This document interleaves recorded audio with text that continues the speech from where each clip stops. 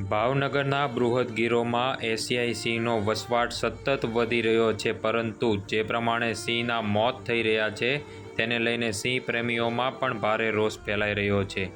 Schedule 1ની અંદર આવતા સિંહના સંરક્ષણ પાછળ રાજ્ય સરકાર કરોડો રૂપિયાનો ખર્ચ કરે છે, પરંતુ જે પ્રમાણે ભાવનગર જિલ્લામાં સિંહના ઇલેક્ટ્રિક શોક લાગવાના કારણે થઈ રહેલા મોતને લઈ વન વિભાગની કામગીરી ઉપર ફરી એક વખત સવાલો ઊભા થયા છે।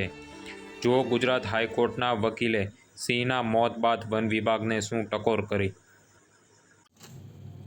નમસ્કાર, હું મનીષ ગોસ્વામી, પ્રમુખ સલાહ natural foundation Gir Gujarat, advocate Gujarat high court. બહુ દુઃખ સાથે અને આક્રોશ સાથે કહેવું પડે છે કે મહુવા તાલુકાના બવડી ગામે એક જ મહિનામાં આ બીજી વખત એક સિંહનું કમોતે મૃત્યુ થયું છે।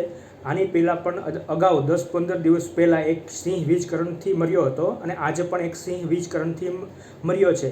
તો આની ઉપર સીધા સવાલ ફોરેસ્ટ ડિપાર્ટમેન્ટના પેટ્રોલિંગ ઉપર જાય છે કે ભાઈ પેટ્રોલિંગ થતું હોય તો આવા બનાવો કેમ બને, અને સીડીએ ચડે છોર આવી રીતે ફોરેસ્ટ ડિપાર્ટમેન્ટ દ્વારા જે આરોપી હકીકતે કોણ છે તેની તપાસ કરવી જોઈએ।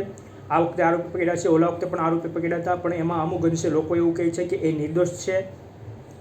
અને બીજું કે કહેવા માગું છું કે આ જે આવા બનાવો બને છે તો ફોરેસ્ટ ડિપાર્ટમેન્ટ પેટ્રોલિંગમાં શું કરે છે, શું હકીકતે પેટ્રોલિંગ થાય છે કે ખાલી વાતો થાય છે।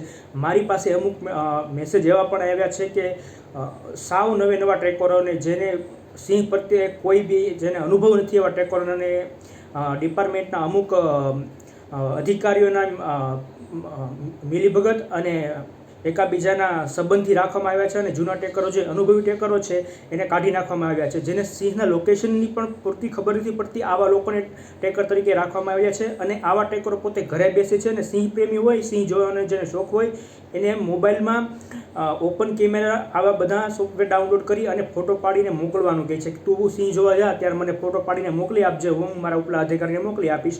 આમ ટ્રેકર તો પોતે ઘરે જ બેઠો હોય છે, પણ સહેજ સિંહ જોવાનો શોખીન હોય છે એ ફોટા પાડી અને ટ્રેકરને મોકલીને ટ્રેકર એના ઉપલા અધિકારીને મોકલે। આ રીતે પેટ્રોલિંગ ચાલી રહ્યું છે। અને વાત કરીએ કે મહુવા જે વાઇલ્ડલાઇફ ડિપાર્ટમેન્ટ દ્વારા 2 ક્વાર્ટર બનાવવામાં આવેલા છે, એ 2 ક્વાર્ટરને બનાવી અને 3 વર્ષ થઈ ગયા છે અને મોટા ખુટોડા પણ 7 ક્વાર્ટર બનાવવામાં આવ્યા છે। આમ ટોટલ 9 ક્વાર્ટર બનાવવામાં આવેલા છે। તો આ દિન સુધી એ ક્વાર્ટરમાં કોઈ બી ફોરેસ્ટ ડિપાર્ટમેન્ટના અધિકારી રહેવા માટે ગયેલા નથી। કેમ નથી રહેવા ગયેલા? એક તપાસનો વિષય છે કે ક્વાર્ટર ખરાબ છે કે ક્વાર્ટર એવા બનાવ્યા છે ત્યાં રહેવા જવાય એવું છે જ નહીં, માટે થઈને આ પણ એક તપાસનો વિષય છે।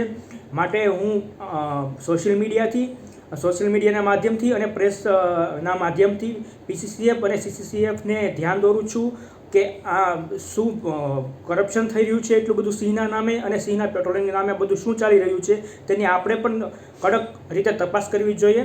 હાઈકોર્ટને હું આ બનાવ બાબતે ધ્યાન તો દોરીશ।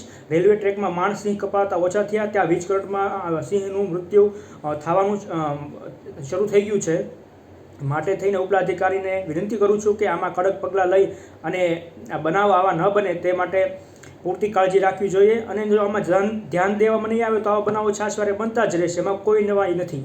Thank you.